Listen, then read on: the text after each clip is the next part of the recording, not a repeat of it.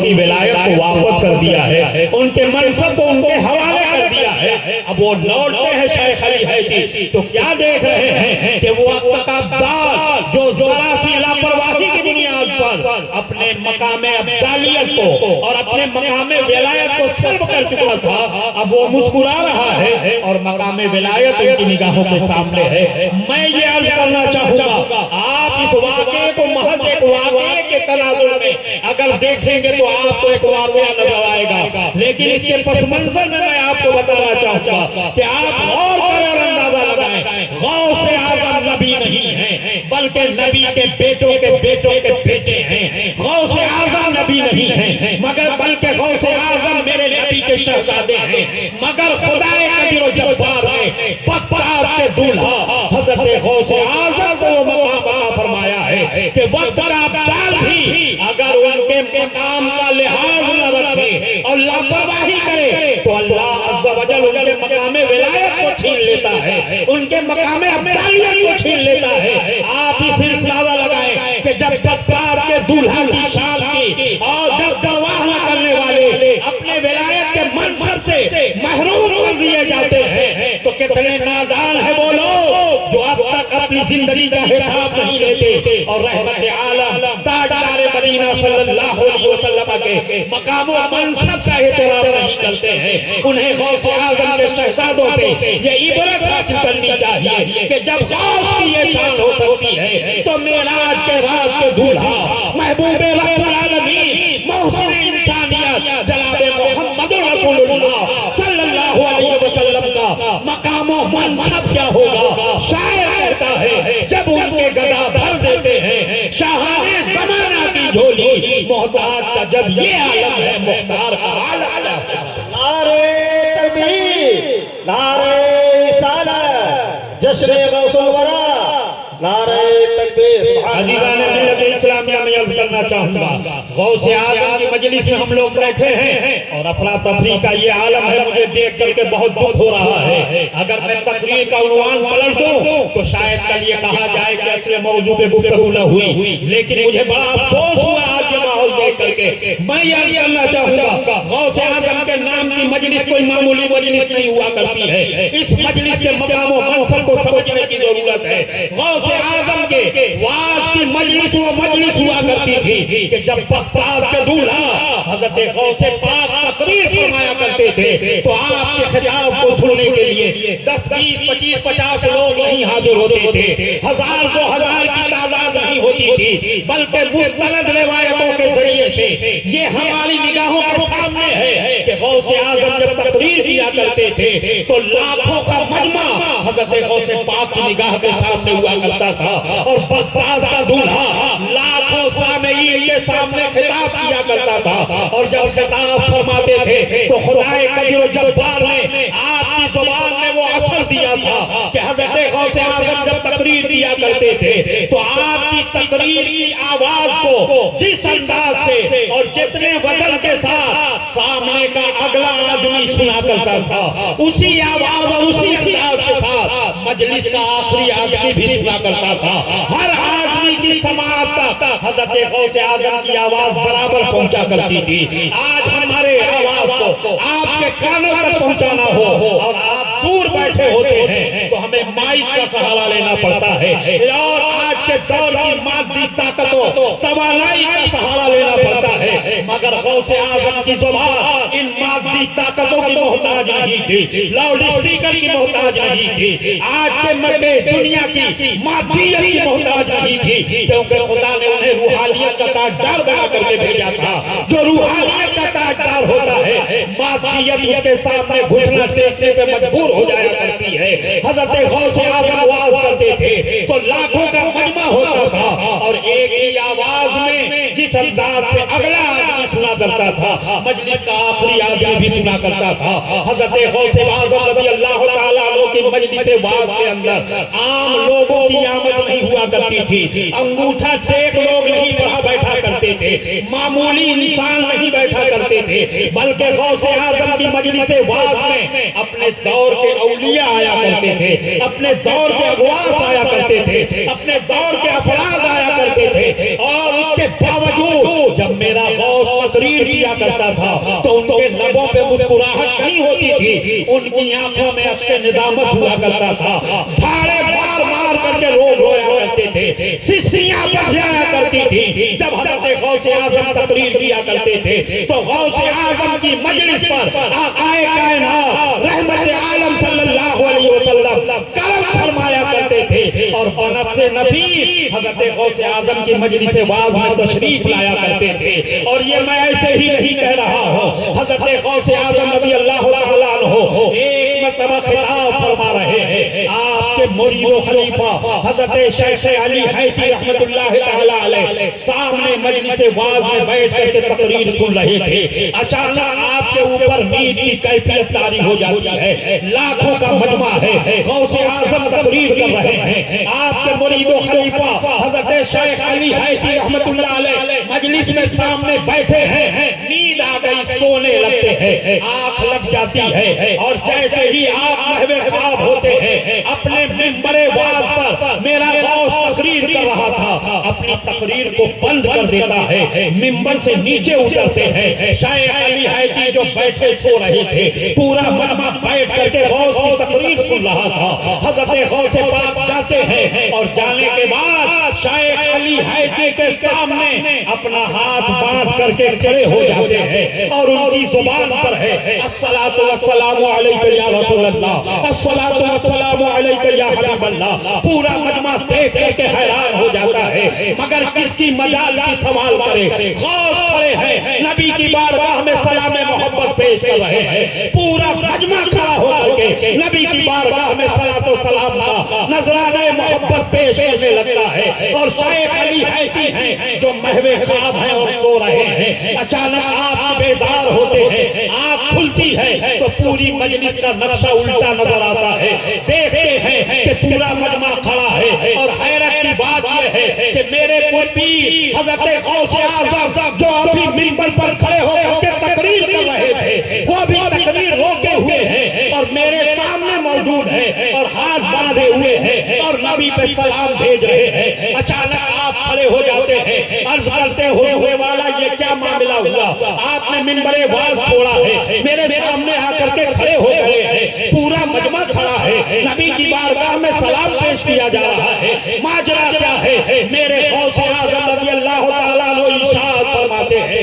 ए मेरे मुरीद बताओ जो मैं पूछ रहा हूँ सच सच जवाब देना। अभी जब तुम मेरी तकरीर सुन रहे थे अचानक तुम पर नींद का गलबा हुआ, बताओ ख्वाब में तुमने किसको देखा है? शेख अली हैती हैं, आंखों में आंसू है और तड़प कर गौसे आज़म का दामन पकड़ करके कहते हैं, ए मेरे मुर्शिदे गिरामी वक़ार, अभी मुझे नींद आ गई थी और ख्वाब में मेरा नसीबा जागा है और मैंने देखा कि हुजूर ताजदार मदीना रहमत आलम सल्लल्लाहु अलैहि वसल्लम मेरे ख्वाब में तशरीफ ले आए हैं। शेख अली हैती ने जैसे ही कहा मैंने ख्वाब में रसूलुल्लाह को देखा है, गौस मुस्कुरा देते हैं और इरशाद फरमाते हैं, जिस नबी को तुमने आलम में ख्वाब में देखा है अब्दुल कादिर ने उस नबी को हालत बेदारी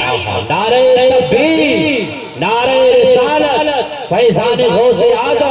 हज़रत अल्लामा मौलाना अब्दुल रज़्ज़ाक़ इस्माइल साहब क़िबला, नारे तकबीर। कई नुक्ते हैं इस वाक़े के अंदर। एक इंसान हमारे बगल में सो रहा हो, हमें क्या मालूम कि वो ख्वाब देख रहा है या सो रहा है, फिर ये ख्वाब भी देख रहा होगा तो क्या ख्वाब देख रहा है, मगर वाहरे गौसे आज़म की निगाहे विलायत कि मेरा गौस ये भी देख रहा है कि सोने वाला आलम ख्वाब में है, मेरा गौस ये भी देख रहा है कि ख्वाब में जाने वाला किसी और का चेहरा नहीं देख रहा है, रुखे वद्दुहा की ज़ियारत कर रहा है, रुखे वल्लैले इज़ा सजा की ज़ियारत कर रहा है। अज़ीज़ान मिल्लत इस्लामिया में ये अर्ज़ करना चाहूँगा, वो गौसे आज़म की महफिल हुआ करती थी कि करम फरमा करके आक़ाए कायनात उस मजलिस में तशरीफ ले आया करते थे। मैं ये अर्ज़ करना चाहूँगा इस मजलिस को आप मामूली न समझा करें, अफरा तफरी के माहौल से इस मजलिस की इज्जत व वक़ार को आप تاثیر نہ کیا کرتے،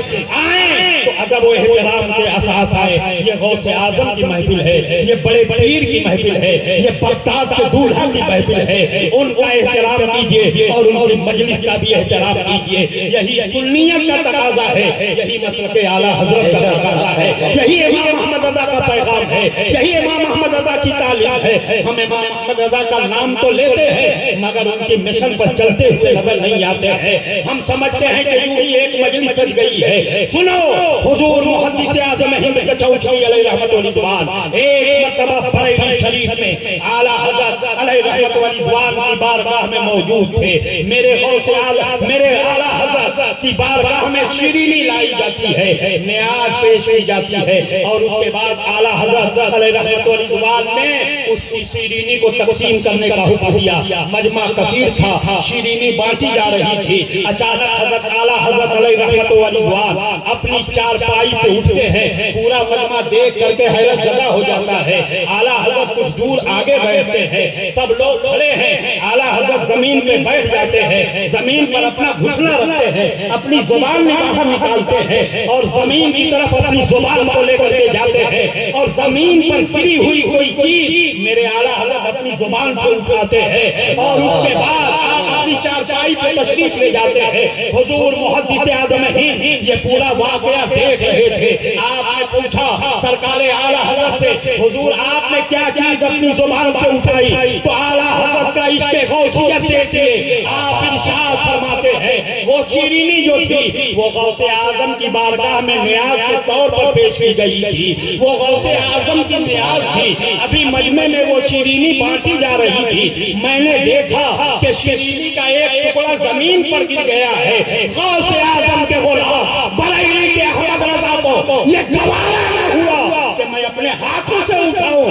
عشق نے آواز دی اور احمد رضا نے اپنا گھٹنا ٹیک کر کے اپنی زبان سے اس دانے کو اٹھایا ہے۔ یہ ہے غوث اعظم کی بارگاہ، اور یہ ہے امام احمد رضا کی تعلیم، یہ ہے امام احمد رضا کا پیغام، یہ ہے امام احمد رضا کا مسئلہ۔ آج اعلیٰ حضرت کا ہم دم بھرتے ہیں، یہ امام احمد رضا کو ماننا ہوا، لیکن کاش ہم احمد رضا کو بھی مانیں اور احمد رضا کی بھی مانیں، احمد رضا کی تعلیمات پر چلے، ان کے مشن پر چلے، ان کے ارشادات پر چلے۔ عزیزان ملت اسلامیہ میں عرض کرنا چاہوں گا، یہ غوث اعظم کی مجلس ہے، آپ اس مجلس سے خیر میں آئیں اور ضرور آئیں، مگر جتنی دیر کے لیے آئیں ادب کے ساتھ بیٹھے اور اس ایمان و ایمان کے ساتھ بیٹھے کہ ہم مجلس غوث میں بیٹھے ہیں ادری کی سرزمین پر، مگر بغداد کا دولہا ہم کو دیکھ رہا ہے، وہ ہمارے اوپر مہربان ہے، اس لیے کہ غوث اعظم نے فرمایا ہے اگر میں مشرق میں رہوں اور کوئی مغرب میں ہو اور مصیبت کے وقت مجھے آواز دے تو عبد القادر کو اپنے قریب پائے گا، میں اس کی مدد کے لیے حاضر ہو جاؤں گا۔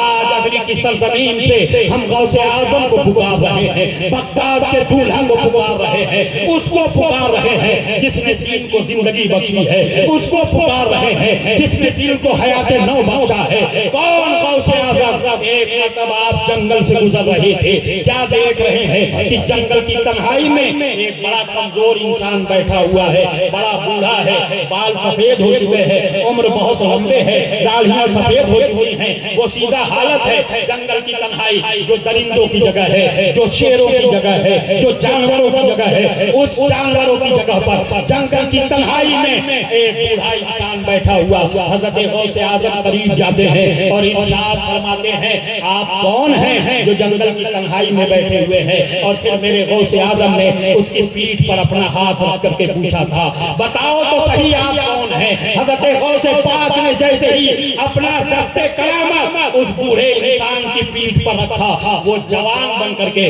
غوث اعظم کے سامنے کھڑا ہو جاتا ہے اور عرض کرتا ہے حضور مجھے پہچانیے میں کون ہوں؟ میں انسان نہیں ہوں، انسان کی شکل میں آپ کے نبی کا دین ہو، آپ کے نبی کی شریعت ہو، آپ کے نبی کی زندگی کا اصول ہو۔ دنیا کے لوگوں نے اسلام کے قانون کو اس قدر بدل دیا ہے کہ آپ کے نبی کا دین بوڑھا ہو چکا تھا، کمزور ہو چکا ہے، جنگل کا راستہ اختیار کر چکا ہے، مگر ایک بغداد کے عبد القادر آپ کو مبارک ہو کہ آپ نے اپنے نبی کے دین کی پیٹھ پر ہاتھ رکھ کر کے اپنے نبی کے دین کو زندہ کر دیا ہے، اپنے نبی کے دین کو حیات نو عطا کر دیا ہے۔ چاہیے آپ آئے تھے تو عبد القادر بن کے آئے تھے. آپ بغداد جائیں گے تو دنیا آپ کو محی الدین کہے گی, دنیا آپ کو زندہ کرنے والا کہے گی. کل ایک انسانی پیکر میں اسلام غوث اعظم کے سامنے حاضر ہوا تھا. غوث اعظم نے اپنی کرامت کا ہاتھ اس کی پشت پر رکھا تھا, دین کو زندگی عطا کی تھی. جنگل کی تنہائی میں اس نے غوث اعظم کو محی الدین کہا تھا. جب غوث اعظم بغداد میں آتے ہیں تو بغداد کا بچہ اب عبد القادر نہیں کہہ رہا تھا, یا محی الدین کہہ رہا تھا. اے دین کو زندگی دینے والے,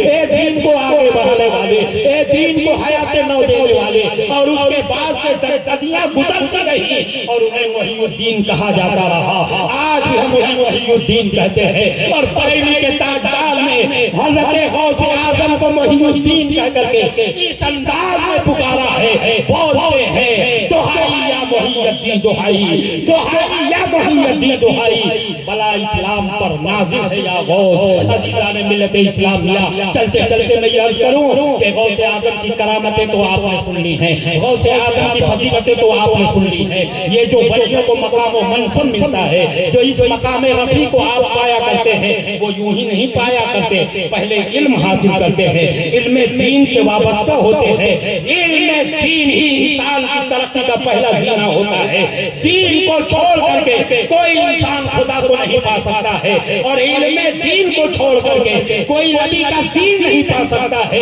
خود میرے غوث اعظم فرماتے ہیں درست العلم حتی صرت قطبہ, کہ پہلے میں نے نبی کا دین سیکھا ہے اور اس کے بعد میں قطبیت کا مقام حاصل کیا ہوں. میں یہ کرنا چاہتا ہوں حضرت غوث ہوں پہلے دین سیکھ رہے ہیں, حضرت غریب نواز ہوں پہلے علم دین سیکھ رہے ہیں, بڑے بڑے اولیاء اللہ ہوں پہلے علم دین سیکھ رہے ہیں. اگر ان کی زندگی کو سمجھنا ہے تو اپنے آپ کو نبی کے علم دین سے قریب کرنا ہوگا, اسلامی اصول سے قریب کرنا ہوگا, تعلیمات نبوی سے قریب کرنا ہوگا, قرآن کی معلومات سے قریب کرنا ہوگا, حدیث مصطفیٰ سے خود کو قریب کرنا ہوگا. اس لیے میں قصبہ آبی کے شہزادوں سے یہ کہنا چاہوں گا, قصبہ آبی کے بسنے والے خوشخوشہ مسلمانوں سے یہ کہنا چاہوں گا, اے مسلمانوں, آفتیں ہماری نگاہوں کے سامنے ہیں. اسلام کے خلاف دنیا بھر کی زبانیں کھل رہی ہیں. ایسے نازک دور میں وقت کا تقاضا یہ ہے کہ اپنے نسلوں کو ہم عالم دین بنائیں, اپنے نسلوں کو ہم نبی کا قانون سکھائیں, نبی کی شریعت سکھائیں, نبی کی ادائیں سکھائیں, نبی کے عشق کا پیکر بنانے کی کوشش کریں. اس لیے آج میں یہ پیغام دینا چاہوں گا کہ جس بھی مسلمان کے گھر کے بچے مدرسے سے وابستہ ہو کر کے اپنے نبی کا دین نہیں سیکھ رہے ہیں, ان کی پہلی ذمہ داری یہ بنتی ہے کہ اپنے بچوں کو تیار کرے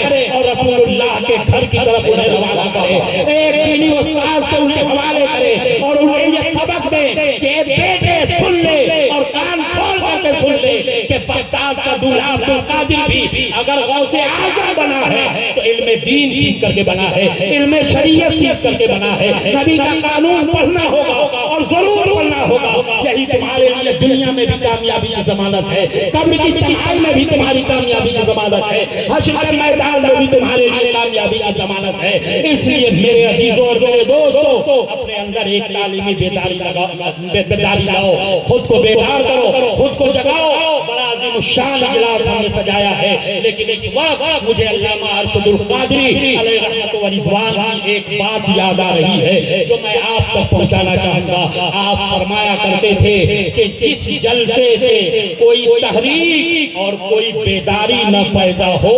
میں اس جلسے کو ایک بانجھ عورت کی طرح سمجھتا ہوں. اس لیے میرے عزیزوں میرے دوستوں میں یہ کرنا چاہوں گا, آپ اپنے جلسوں کو بانجھ نہ بنائیے بلکہ اپنے جلسوں کے ذریعے ایک تحریک پیدا کیجیے, ایک بیداری پیدا کیجیے, اپنے معاشرے کو جگائیے اور اپنے نوجوانوں کو بیدار کیجیے اور قال اللہ و قال رسول کا ایک گونج دنیا کی نگاہوں کے سامنے لائیے. ادری کی زمین کوئی معمولی زمین نہیں ہے, یہ زمین امام محمد رضا کی زمین ہے, یہ زمین صدر الشریعہ کی زمین ہے, یہ زمین مفتی اعظم کی زمین ہے. یہاں کے لوگوں نے گلیوں میں حافظ ملت کو چلتے پھرتے دیکھا ہے, مفتی اعظم کو چلتے پھرتے دیکھا ہے, مجاہد ملت کو دیکھا ہے, محدث اعظم پاکستان حضرت علامہ سردار احمد کو دیکھا ہے. میں کس کا نام لوں, سو سے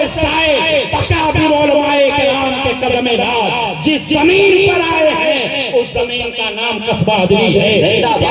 سے ہماری سلطی قابل مبارکباد ہے۔ لیکن میں یہ بتانا چاہوں گا ان بزرگوں کی آمد کا جو مقصد تھا، ان مقصد کو ہمیں اپنی نگاہوں کے سامنے رکھنا ہوگا اور دنیا کو یہ بتانا ہوگا چراغ علم نبی ہر طرف جلائیں گے، یہاں سے کفر کی تاریخیاں مٹائیں گے۔ اگر ہم نے نبی کا دین نہ سیکھا تو امام احمد رضا کی تعلیمات نہیں سیکھ پائیں گے۔ آج کے نازک دور میں ہر طرف سے حملے ہو رہے ہیں، اور ایسے نازک دور میں میں ایک پیغام یہ بھی دینا چاہتا ہوں، اے میرے خوش عقیدہ مسلمانوں، طرح طرح کے افکار و نظریات ہماری نگاہوں کے سامنے ہے، طرح طرح کے فتنے اور طرح طرح کی آوازیں ہماری نگاہوں کے سامنے ہے۔ آج فضاؤں میں گونجنے والی ان ہر ایک آواز کا اگر تمہیں جواب دینا ہے تو کہیں دور جانے کی ضرورت نہیں۔ ہمارے لیے بریلی کا امام محمد رضا کافی ہے، مجدد اعظم کافی ہے، اعلیٰ حضرت کافی ہے۔ انہیں کی زندگی سے وابستہ ہو جاؤ، انہیں کی تعلیمات کو عمل کرو، انہیں کی کتابوں کو پڑھو